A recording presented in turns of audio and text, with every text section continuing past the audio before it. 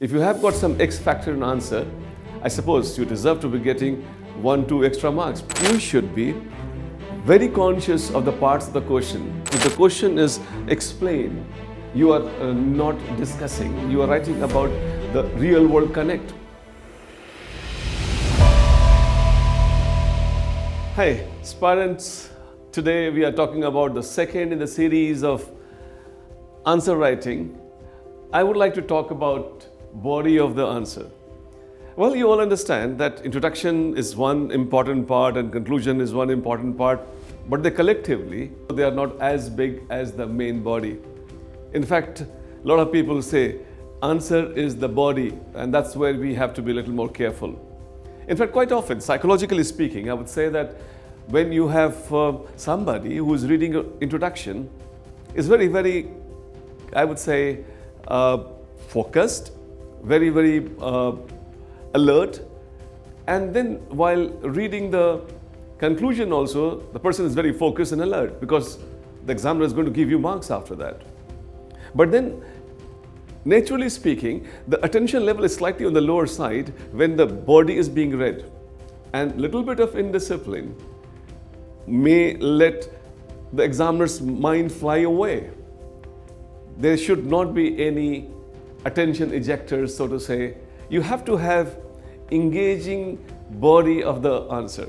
If you have got an engaging body of the answer, I would like to give you certain tools at this juncture, and then I'm sure you can use them and then practice them, and then you can make an answer with body which is really as attractive as the introduction and the conclusion.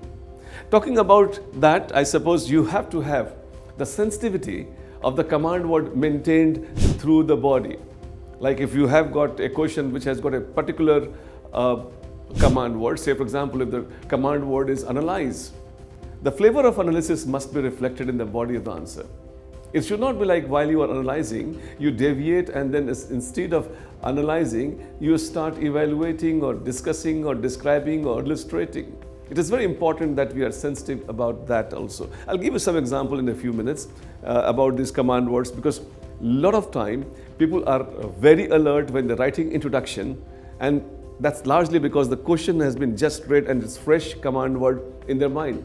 But as they travel down, as they come to the body of the answer, they quite often they would find that they have traveled away from the command word. So that sensitivity has to be maintained.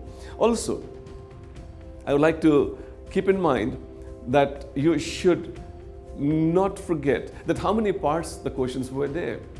A lot of students, they have a broad idea about the question, and then based on write thematically on that, they don't really have the consciousness of the various parts the question may be having. So I would rather like to insist that you should be very conscious of the parts of the question. Each part have got some exclusive marks associated with that. So please remember, if the question is in 3 parts and somebody who happens to answer only 2 parts of it, you very well know that how much marks that person would be getting in the process. So it is important, very important I would say, that you are conscious of the parts of the question. Also you have to distribute the words depending on the nature of the question. If some places they have asked plurality of a particular domain, you have to give more space to that compared to something which has got singularity of a particular thing. What are the causes of regional imbalance, and what a step government of India has taken to attend the same? I suppose you understand which part of this question should be given more words.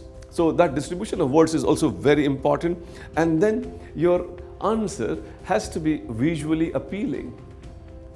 And I'm sure you know how to make it visually appealing. Your answer has to be at the first, on the base of it, it has to be readable. Some pictorial, graphical, those diagrammatic maps and all those things make your answer look visually more appealing. And if it is visually more appealing, psychologically a person who's reading it is inclined towards ignoring some of your mistakes and rewarding you liberally. So it should not be a lot of cuts that you people have got. Don't do that. Answer should look visually appealing for the reader. Also, I would imagine that you understand the examiner who has been reading the same question over and over again across different students. One has to be careful about giving something of a special effect in the answer. I often call it as X factor. If you have got some X factor in answer, I suppose you deserve to be getting 1, 2 extra marks, and 1, 2 extra marks 20 times. You understand that how much extra marks that you get in the process. So it is very important that you are sensitive about these various facets as part of the body of the answer. In fact, as I promised to you a little while ago, that I would like to tell you that you have sensitivity about these words. Like if the question is explain, you are not discussing, you are writing about the real world connect. Examples and those facets have to be taken. When you talk about narrate, you have to see its temporal sequencing as like account of a particular thing that you're giving. While it comes to illustrate, you would be going for, again, the real world data, facts, and those things which will be included. Elaborate goes very, very close to that, where again, you are looking into various facets and opening up as it connects to the actual things that happens around them. Also, the word critically analyze, I suppose this critical is a very, very interesting word. Whenever the word critical comes to you, you have to be careful about writing about the negative without forgetting that you are the hope of the country. So constructive critical that you have got. When you're analyzing a particular thing, you're breaking them into the facets of this positive, negatives, you have to be constructively critical. So whenever the word critical is there, without forgetting who you are, you have to write about negative of it, but negative in the constructive sense of the term.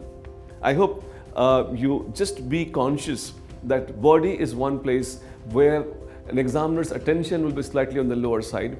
So I should be having a discipline. I always tell you one thing, and a lot of students come back to me, in fact, saying that it really works. In fact, one student has called it Dr. Khan's 1/3 rule. Dr. Khan's 1/3 rule is that when you have written introduction, I'm not bothered that you will forget your question. You will remember. But as you go a little down, the chances of the actual question is fading in your mind. So when you've written 1/3 of the question, could you please visit the question once all over again? By looking at the question, it will take just a second or 2 seconds, but your mind reboots, and then the body never travels away from the demand of the question. So this is Dr. Khan's 1/3 rule. You must visit the question again so that your body never goes away from the demand of the question. I hope it helps you. My best wishes are always with you.